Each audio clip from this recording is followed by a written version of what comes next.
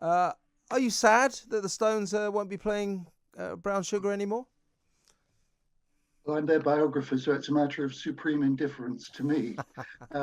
But it's because I'm sick to death of them. But it's not slavery. It's about heroin. It's about racism. It's about fellatio. It's about almost anything you want to throw into a lyric. Yeah, Um, it, and why stop there? I mean, why don't they stop playing Stray Cat Blues, which has the line, I don't care if you're 15 years old, I do want to see your ID. Why interesting. don't they stop playing Under My Thumb, a Siamese cat of a girl who now speaks only when she's spoken to? I think if you're going to start, going through the Stones lyrics, for modern sensibilities, there aren't going to be any left. Yeah, that's what's depressing about it. The song starts Gold Coast slave ship bound for cotton fields, sold in the market down in New Orleans. Skydog slaver knows he's doing all right. Hear him whip the women just around midnight. It's There are actually lots quite of. quite a good bit of writing. Yeah, but it's what it is, Philip. It's that they have the temerity to use the word slave and slavery, and this is another example of these strange attempts to kind of censor our language. We're none of us are actually capable of actually even embracing the concept of slavery. It must be expunged from all our existences. And do you Or take do you, just pretend it wasn't there. Yes, yeah, yeah. do you take my point that I would have hoped that a venerable band like the Rolling Stones might have said or have had the gumption to stick up for themselves and say, no, people like this song, we're going to carry on playing it. No, because all they really care about is not losing their popularity and still being cool as they approach their 80th birthday, some of them. Um, this was all make believe in any case. It was never meant to make a social point. Mick Jagger is a good lyric writer, in fact, Mm. but he was never really very daring or wicked. He just wrote what he thought the punters wanted to hear. And you're right. So there's lots of references to brown sugar. How come you taste so good? Brown sugar, just like a young girl should. But actually, isn't brown sugar a word for heroin? Yes, it is. Yes, and the brown is supposed to be that it's an African American brand or variation. I mean, it's absolutely packed with terrible taste, but that's what appealed to people about the Stones for all these years. But they're quite willing to drop it as long as because they don't really want to lose concert booking.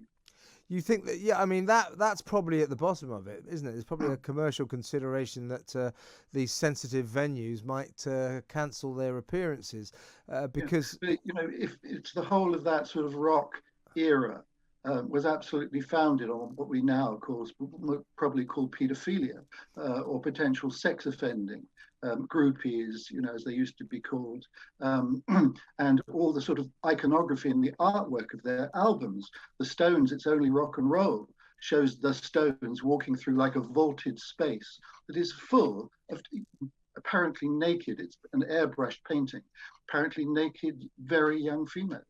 I was trying to think of other songs that you don't hear anymore. I couldn't think of any Rolling Stones songs, but do you remember that song by Gary Puckett and the Union Gap? It's called "Young Young girl, Girl." get out I of mean, my, yes. it was an ode to paedophilia, wasn't it? It was.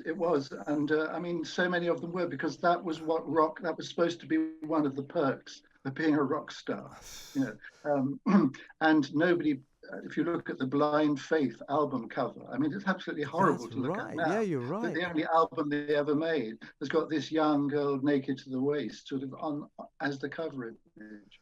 Uh, I mean, it's hard to. I mean, not a nice culture, but it's hard to be too blameful about Mick Jagger and Keith Richards writing these songs because they were products of their time. They were creatures of their time. They were fantasizing. Mick wanted to be thought to be wicked. Mick was never ever wicked. He was told at the age of 19, if you pretend to be wicked, you will make a fortune. He said, okay, I'll pretend to be wicked. He's been pretending to be wicked for over 50 years.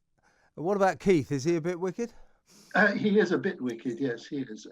But now, strangely enough, he never said a word for about 50 years. You never heard his voice. And then he started talking, and then he became the voice on Pirates of the Caribbean. Mm. I had a best-selling autobiography, and now he never stops talking. I wish he would. Were you sad about the passing of Charlie Watts? He seemed like the gentleman of the band and a man Oh, of he was, yes, tremendous style, terribly I sad. thought. Yeah, terribly sad. He didn't belong to them at all. He loved jazz, and it always used to be said of him wherever he was in the world with the Stones, he was longing to catch the next plane home. But he stayed with them, of course, all those years. The thing is about Charlie, he was a very simple, unpretentious person. You know, the riders on their contracts, they had ridiculous demands of concert promoters, like a full can-can chorus in the dressing room, or a lot of red M&Ms, only red M&Ms inside. Charlie's only rider demand was a wooden coat hanger. That's amazing.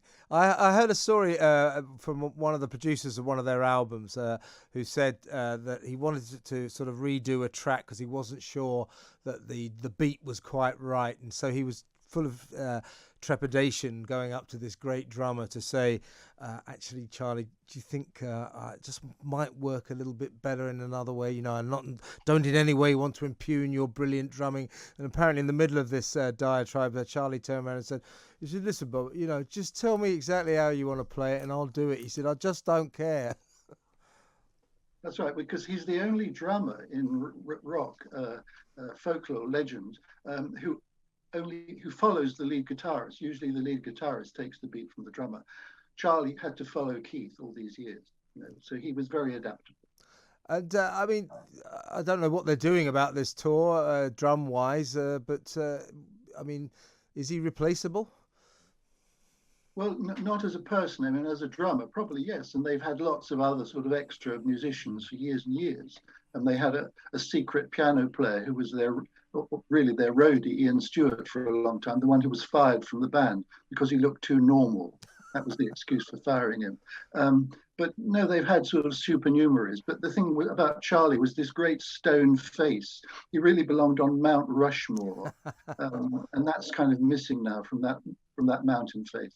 And a great dresser, a very sartorially elegant man. And Absolutely. When you know, the only time he hit Mick, he actually belted Mick twice actually on the same evening. But he dressed up in a nice suit with a lot of Old Spice aftershave to do it. And this is when Mick invited him to a party. He's come up to my room. He said, I've told everyone that my drummer's coming. And Charlie took offence to being referred to as my drummer. Oh, Mick had been doing it for a long time before that, and sort of rather meaning it as well. And Charlie eventually just was a man of action, you know, and bopped him up, but looking very smart. Do you think, Philip, that they'll ever stop? I mean, here they are pushing 80, and they've just started another tour. I mean, are they going to tour, you know, forever? I think yes, cryogenically yes, or yes, certainly even frozen because they hardly move anyway as it is, except for Mick. But don't forget, this was the most unstable band in the 60s of all the bands that you would have not expected to last all these years. This, you know, one of them was found dead in a swimming pool. Two of them went to jail. They were broke and they had to flee abroad as tax exiles. You never would have thought they would have made it even into the 70s. And yet here they are because they're still cool. That's the amazing thing. These old geezers are still cool. Paul McCartney is quoted today saying that the Beatles were a multivarious and fascinating musical band, but the Rolling Stones were never much more. I think he called them as a blues cover band. I mean, musically, does he have a point? No, he doesn't at all. I mean, Jagger and Richards as a songwriting partnership are second to Lennon and McCartney, but they're second to them. But they're still, you know, a very considerable songwriting partnership. And Jagger is a good songwriter and a really good piano, you know, and harmonica player as well. He has lots of talent. I just wish that horrible 19-year-old voice would stop. How much have you had to do with them personally? You've written your biography, obviously. How have you had much encounters with them along the way? Over the I, years, oh yeah, over the years. I mean, when I was a cub reporter in Stockton-on-Tees, I interviewed them on the back stairs of the Stockton ABC cinema.